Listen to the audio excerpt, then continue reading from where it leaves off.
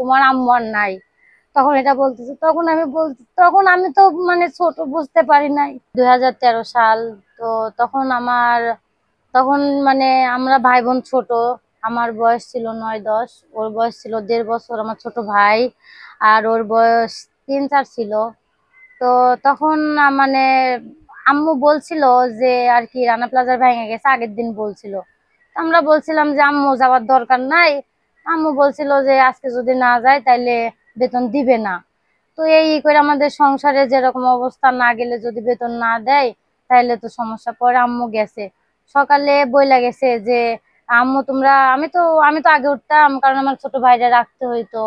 আম্মু বলছে কি যে তোমার ভাইরে খাওয়াই দিছি, তুমি খায়ো, তুমি খাওয়া দাওয়া কইরা তারপরে তুমি ভাইটারে রাখো। ও আমি তাড়াতাড়ি চলে আসবো আজকে বেতন দিলে পরে। তো আম্মু গেছে। যাওয়ার পরে আমরা শুনছি যে রানা প্লাজার নাকি ধসে পড়ছে। পরে আব্বু এখান থেকে, আমরা তো আর জানি না, আব্বু কাজের থেকে কান্না করতে করতে আব্বু আমাদের বাসায় আসে, বলতেছে কি যে আম্মা আর আমার তোমার আম্মু আর নাই। তখন এটা বলতেছে, তখন আমি তো মানে ছোট, বুঝতে পারি নাই। পরে আমার মানে সবাই, আমার দাদি, আমরা সবাই যাইতে লাগছিলাম। পরে অনেক মানুষ, পরে আমার বাবা বললো কি তোমরা যাওয়ার দরকার নাই, তোমরা এখানেই থাকো। আব্বু গেছে।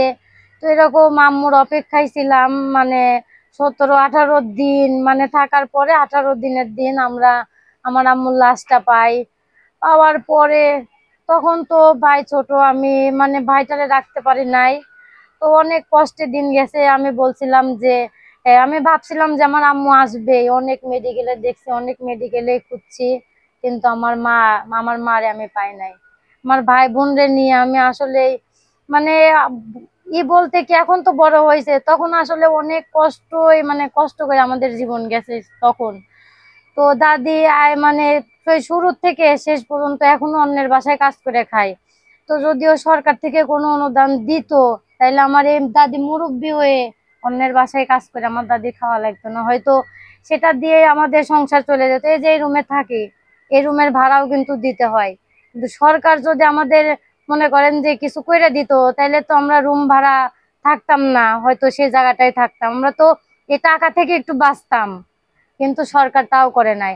আমরা আশা করি যে এই সরকারটা হয়তো আমাদের কিছু মানে অনুদান দিবে, যেন আমরা আমার ভাই বোনদের নিয়ে একটু সুখে শান্তিতে থাকতে পারি। আমরা এটাই চাই।